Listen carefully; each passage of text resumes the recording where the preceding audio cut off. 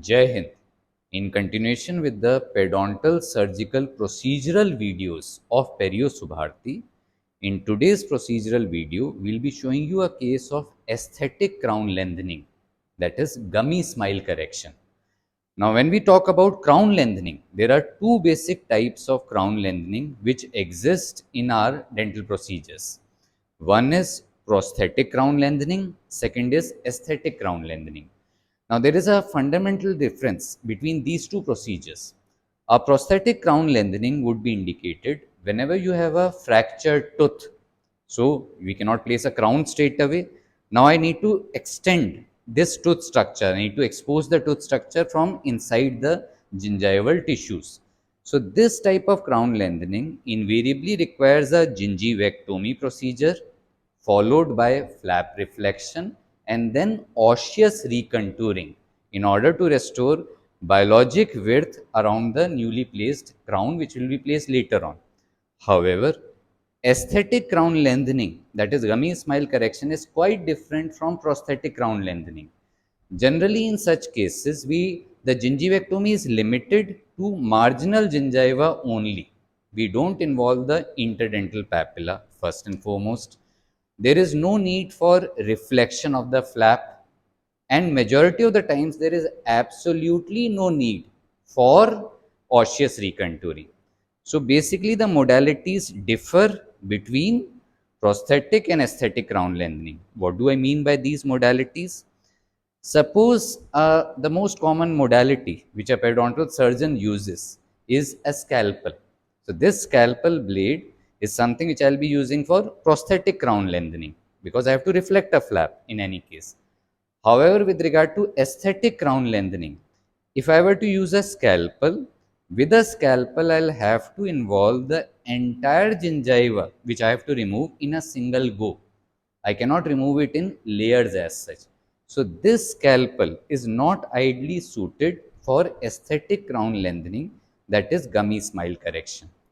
For aesthetic crown lengthening, these thermal modalities, that is laser and electrosurgery, are suited better.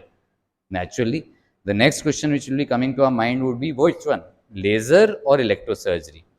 Now, personally, I feel that laser has a technical disadvantage as compared to electrosurgery when it comes to aesthetic crown lengthening. I'll just try to demonstrate once.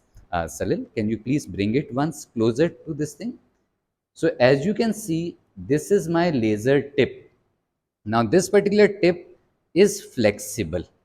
Are you able to appreciate?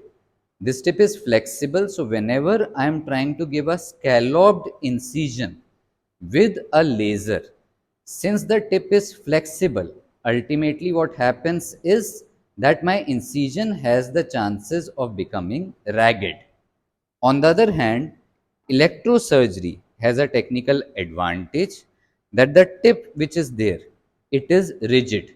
So my needle electrode, basically I would be able to give a very smooth scalloped incision with a rigid electrode as compared to a flexible laser tip. So with this in mind, we'll be starting with our demonstration. In today's demonstration, we'll be doing aesthetic crown lengthening, gummy smile correction using electrosurgery. So let us start with the demonstration now. As you can see, the patient has a gummy smile, and now we'll be administering the LA. So before administration of the LA, it is very important that we give topical LA first. And since topical LA is quite bitter, it might go into the throat as such. What we have to do is we have to isolate first. So we are isolating here with cotton rolls so that it doesn't drip down the throat as such. And then we'll be using a gauze piece underneath the teeth also right now so that it doesn't go in the throat directly also. The topical spray that we are using here is 15% lignocaine. So this is much preferred than the gel, which is just 2% lignocaine. So this topical spray generally helps in completely removing the pain of the needle insertion. Now here we are inserting the needle.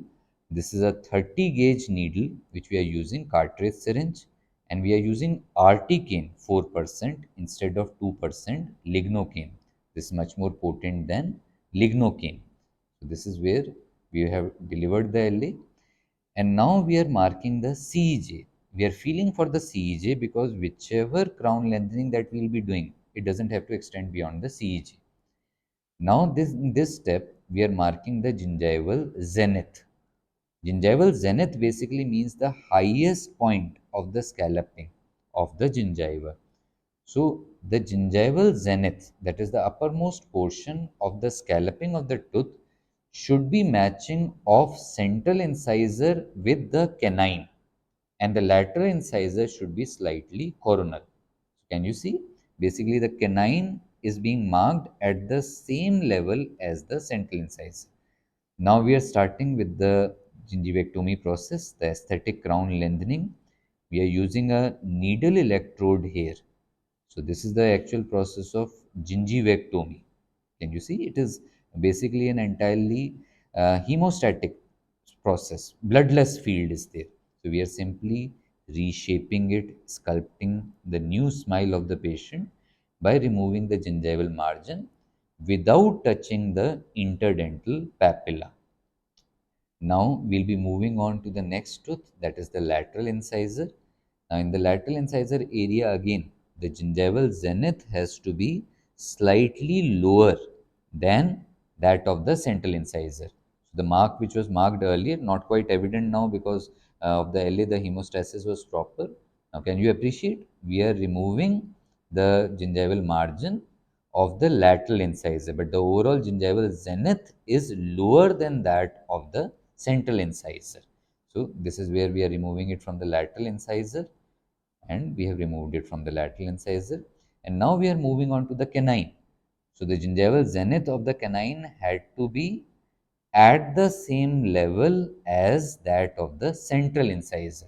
So this is where it is very, very important for the harmonious smile of a patient that the central and lateral, central and canine, I'm sorry, should be at the same level, and the lateral should be slightly coronal.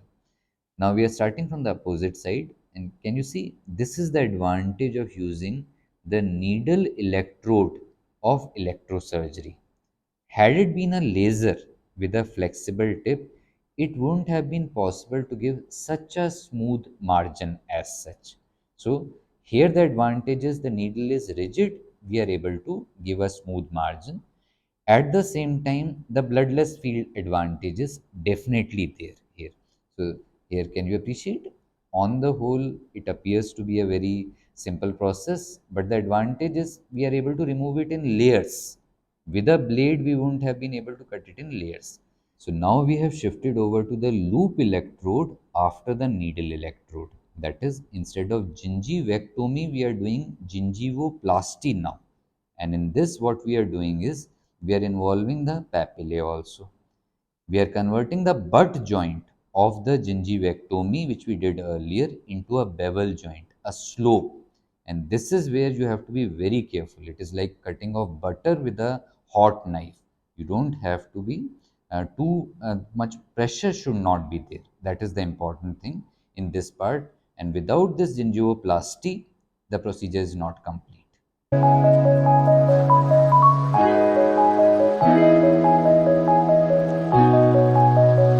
We hope we were able to demonstrate the procedure of aesthetic crown lengthening, that is gummy smile correction with electrosurgery to you. Thanks a lot for your patient listening. This particular video wouldn't have been possible without the documentation skills of my PG students Dr. Salil and Dr. Soumya. I am really obliged to my students. Do subscribe to our YouTube channel for more educational videos on various perio surgical procedures. Jai Hind.